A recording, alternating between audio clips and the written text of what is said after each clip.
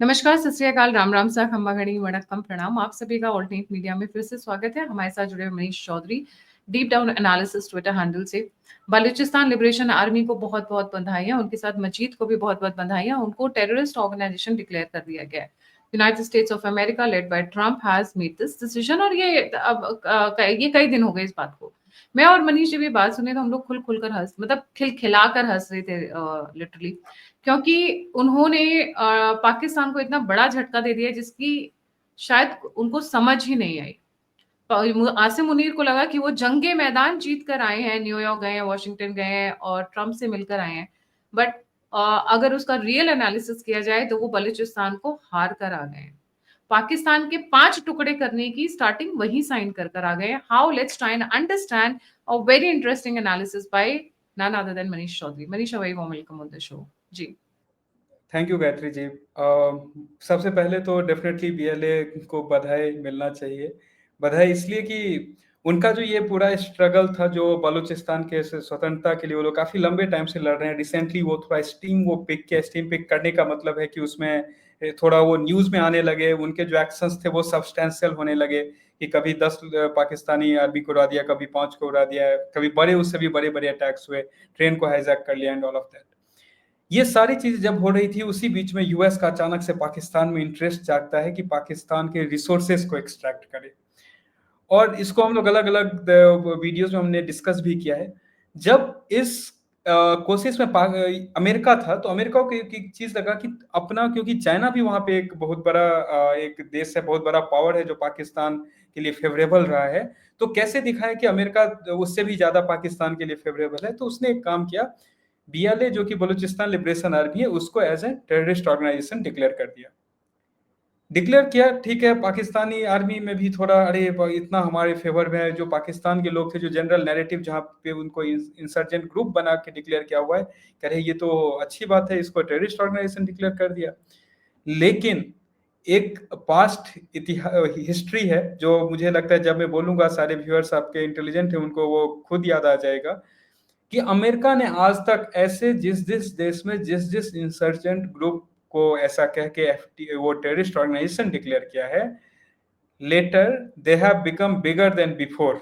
और इतने बड़े हो गए हैं कि तालिबान आज शासन चला रही है अफगानिस्तान में, हिजबुल्ला, उसके बाद से हमास, हौथी, ये सारे वो ग्रुप्स हैं जिसको किसी ना किसी टाइम पे इन्होंने टेरर ग्रुप ऐसे डिक्लेयर किया। और वो जब डिक्लेरेशन के बाद वो और बड़े हो गए, चाहे वो कहीं वो शासन चला रहे हो, चाहे वो कहीं वो एक्टिवली बड़े फोर्स के जैसा वो रिकॉग्नाइज हो रहे हो।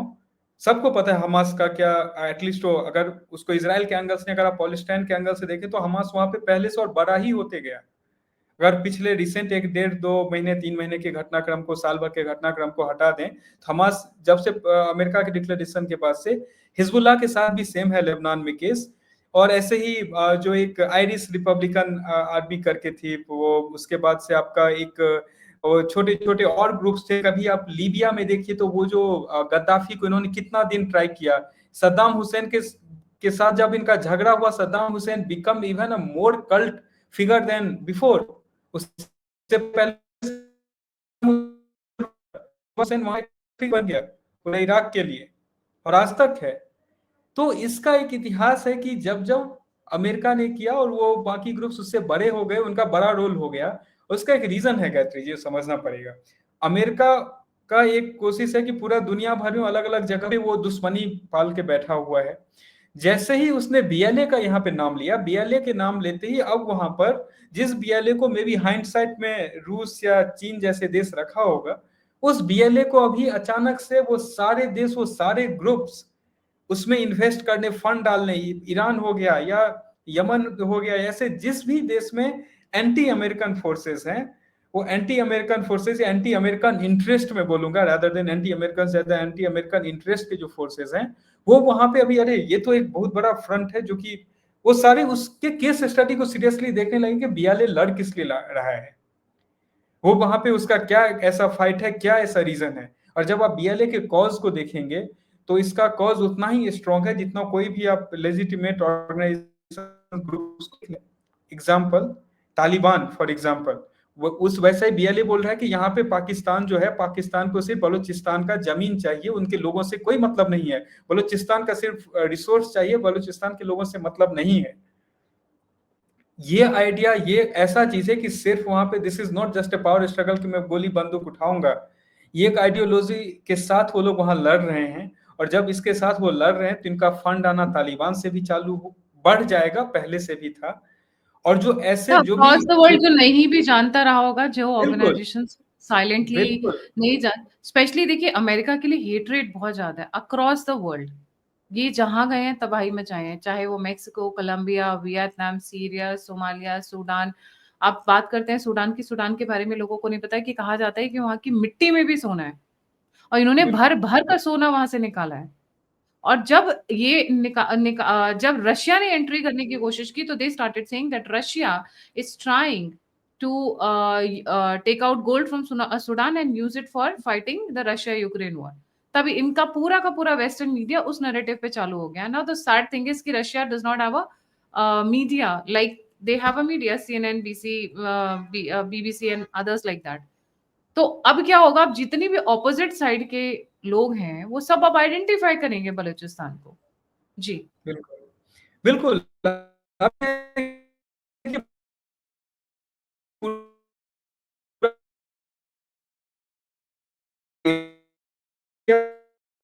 अफ्रीका में, ये लेमंड अफ्रीका में कहा जाता है कि मिट्टी में भर भर के इन सारे जगह पे जो है वो अमेरिका ने वहां पे, मैं बोलूंगा हिंदी शब्द में, भसड़ मचा के रखा। और उसके बाद वहां पे उन्हें ऐसे एंटी अमेरिकन इंटरेस्ट में, बोलता हूँ एंटी अमेरिकन से ज्यादा एंटी अमेरिकन इंटरेस्ट फोर्सेस वहां क्रिएट हुए। अब बीएलए जो है वो उसका एक नया चेहरा बन के आएगा एशिया में, क्योंकि यहाँ पे जैसे ही इसने इसको लिस्ट किया है और अमेरिका को लगा कि इससे मैं अपना काम आसान कर रहा हूँ, अमेरिका जो पाकिस्तान आर्मी में मैं अपने लिए और लॉयल्स को मैं ढूंढ क्रिएट करूंगा। लेकिन दिक्कत यह है कि बीएलए अभी लिमिटेड रिसोर्स पे पाकिस्तानी आर्मी और पाकिस्तान के जो सेंट्रल गवर्नमेंट है उसका हालत खराब किया हुआ था। अभी तो उसके पास फंडिंग्स, उसके पास क्या हथियार आएंगे उसकी तो कमी ही नहीं रहेगी गायत्री जी। और जब भी, और इसका एग्जाम्पल है, जो एग्जाम्पल्स मैंने दिया, या फिर देखिए कि सोमालिया में सरकार चला रहे हैं वो लोग, सूडान में है, यहाँ पे तो अभी बगल में उसका ईरान सबसे बड़ा इंटरेस्ट ग्रुप जो ग्रेटर बलूचिस्तान के आइडिया में आता है कि ईरान के भी कुछ टेरिटरी है, अभी ईरान उसमें एक्टिव पार्टनर क्रिएट हो जाएगा, किसको, एफटीए को इन्होंने as an terror organisation America ने उसको डिक्लेयर कर दिया। चाइना जो ऑलरेडी वहां पे एक चीज को लेकर के परेशान है, अमेरिका के एंट्री को लेकर के, वो अब बलूचिस्तान का मूवमेंट में, जो कि अभी तक न्यूट्रल था या एंटी उसके था, क्योंकि उसको पाकिस्तान के सेंट्रल गवर्नमेंट से वो सारा मदद चाह रहा था कि उसका सारा काम जो है उसके थ्रू हो जाए। हो सक अभी जो है वो भी चाइना इसमें एंट्री करेगा कि देखो तुम मुझे परेशान मत करो, मैं तुम्हारे साथ डायरेक्ट काम करने के लिए तैयार हूं, let my work get done. जो चाइना का वहां से जो प्रोजेक्ट है उसको होने दो। और जब ये बीएलए को एक डिक्लेयर किए हैं गायत्री जी, अब होगा क्या कि जैसे ही यहाँ पे ये फंडिंग चालू होगी, अब ना सिर्फ बलूचिस्तान के ऊपर फोकस बढ़ने वाला है, फोकस पूरा के पूरा पाकिस्तान के ऐसे सारे वल्नरेबल फोर्सेस के ऊपर बढ़ने वाला है, which is not just limited to Balochistan. Khyber Pakhtunkhwa की अलग प्रॉब्लम है, वहां पे पश्तून से एक अलग लड़ाई लड़ रहे हैं, वहां भी जब पाकिस्तानी आर्मी जाती है, दे गेट लॉट ऑफ, मतलब वो जो होता है ना कि तो भागो भागो, वो सारा एंटी पाकिस्तानी मूवमेंट वहां भी बहुत स्ट्रांग है, रिपोर्ट नहीं हो रहा है उन जगहों से। अभी वो न्यूज में आना चालू है, नहीं तो पहले तो सारा फोकस इनका, जो भी वेस्टर्न मीडिया और बाकी लोगों का था फोकस, भारत से रिपोर्ट करो अलग अलग। जब लगा कि नहीं अभी वहां कुछ ज्यादा बचा नहीं, तब वहां पे अभी ये लोग फोकस कर रहे हैं, तो थोड़ी बहुत न्यूज आ रही है, क्योंकि वो काफी कंट्रोल्ड है नैरेटिव। लेकिन खैबर पख्तूनख्वा जो है उस एरिया में ये होगा, और वहां पे तो और आसानी से अफगानिस्तान के रूट के थ्रू ये फंडिंग होना एंड सब इजी है। और जब आपको लगता है कि ये सिर्फ जो है ये इन जगहों से आएगी, इनका रूट क्या है, इनका रूट होता है इन सारे चीजों का एक सेंटर है, मिडिल ईस्ट में एक देश है, वो इन सब का प्रोग्रेस करता है, और उसी के थ्रू ये सारी फंडिंग्स होने वाली है। और जो अमेरिका को अभी इस आइडिया के साथ क्या कि देखो इससे मैं पाकिस्तान को हेल्प कर रहा हूं, अभी दिक्कत ये होने वाला है कि this will be the starting point of Pakistan fragmentation. क्योंकि अगर एक बार बलूचिस्तान ने वो दिखाया कि देयर इज अ वे कि ये हो सकता है, उसके आधा प्रोविंसेस बैठे हुए हैं इस चीज के लिए कि दे विल गेट सेपरेटेड। क्योंकि एक और पैटर्न की जो मैं बात कर रहा था गायत्री जी, उसके साथ एक और पैटर्न है, ये सारे जो ग्रुप है इंक्लूडिंग सीरिया में अभी जो बंदा इंटरिम प्रेसिडेंट बना हुआ है, वो भी एक टाइम में, क्योंकि वो आईएसआईएस से एसोसिएटेड है, वो भी एक टाइम में, मतलब आईएसआईएस डेफिनेटली ये यूएस का लिस्टेड ऑर्गेनाइजेशन है, टेरर ग्रुप, उसी से एसोसिएटेड है, वो सीरिया में जाके बन गया। तो यहाँ पर एक और चीज बहुत इंपॉर्टेंट है उस पूरे पैटर्न में कि वो सारे देश जहाँ पे ये सारे पावरफुल ग्रुप बने, वहां का जो एग्जिस्टिंग जो अमेरिकन सपोर्टेड एडमिनिस्ट्रेशन था वो वल्नरेबल था, वो वीक था, वो टूटा हुआ था, इधर करप्ट था या उसका ग्राउंड सपोर्ट नहीं था, इसलिए वो उखाड़ फेंका गया और जो ये सारे ग्रुप्स हैं वो वहां पे कहीं ना कहीं फिर से सत्ता में आ गए।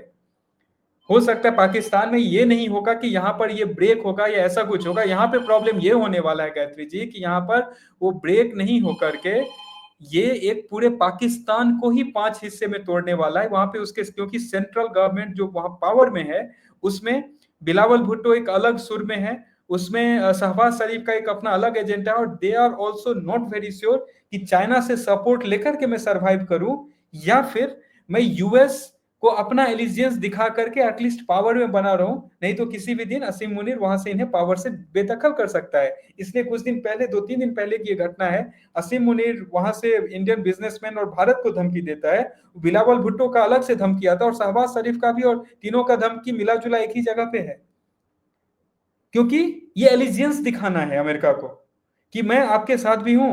इधर ये कोशिश कर रहे हैं कि चाइना को भी, क्योंकि जब ये ऑपरेशन सिंदूर के बाद ये इनका वो पूरा जो लीडरशिप ग्रुप है वो भी वाइड ओपन हो गया कि एक पूरा का पूरा अमेरिका की तरफ जो उनका मिलिट्री लीडरशिप है वो भागा हुआ है और इधर जो दूसरा ग्रुप है वो चाइना के साथ वहां पे जाकर के कोशिश कर रहा है कि नहीं नहीं नहीं तुम्हारा इंटरेस्ट मैं रखूंगा।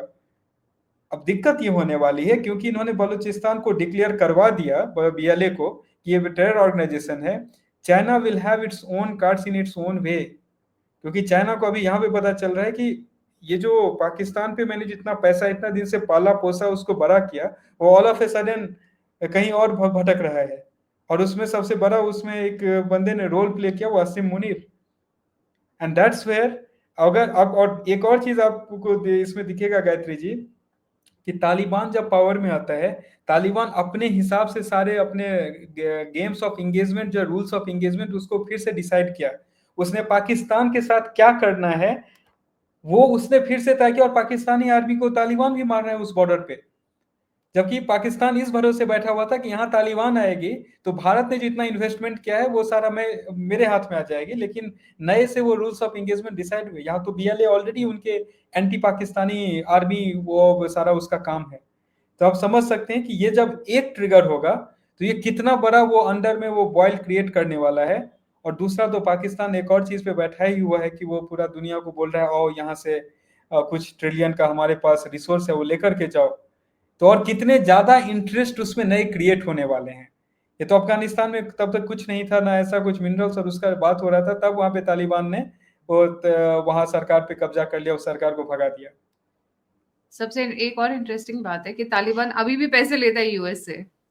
बिल्कुल अभी भी पैसे ले रहा है हर साल, अच्छे खासे। उनके हथियार वगैरह तो रख लिए, वो भी ले रहा है। ये चीज तो आपको यहाँ भी देखने मिलेगा, क्योंकि तो अल्टीमेटली यूएस का भी देखिए उसको जब दिखेगा कि मेरा जो इंटरेस्ट था इसमें रिसोर्सेज को यूज करना, उस एरिया में एक साउथ एशिया में जो अपना कंट्रोल पाकिस्तान में बैठा के, अगर बलूचिस्तान वो है जिसके पास बड़ा सी पोर्ट है, जिसके पास रेयर अर्थ मिनरल्स हैं, तो छोड़ो पाकिस्तान को, लेट्स फोकस ऑन बलूचिस्तान। वो एक मूवी के एक सीन याद आ गई कि हम फोकस इस पनीर का जो सब्जी उस पर फोकस करते हैं, वही वो बोलेगा कि सब छोड़ो इस पे फोकस करो। तो वो भी ये नहीं, यूएस का देखिए, यूएस का इंटरेस्ट हमेशा बिजनेस इंटरेस्ट रहा है, किसी का यूएस इज नेवर योर वो होता है ना आइडियोलॉजिकल है किसी का भी, मैं उसके पॉजिटिव या नेगेटिव में नहीं बोल रहा हूँ, वो सही हो सकता है अपनी जगह पे। US is always your business है, as long as US you are serving more to US in terms of business या उसका जो भी इंटरेस्ट है वो आपका एलाय रहेगा, आप जो बोलेंगे वो करेगा।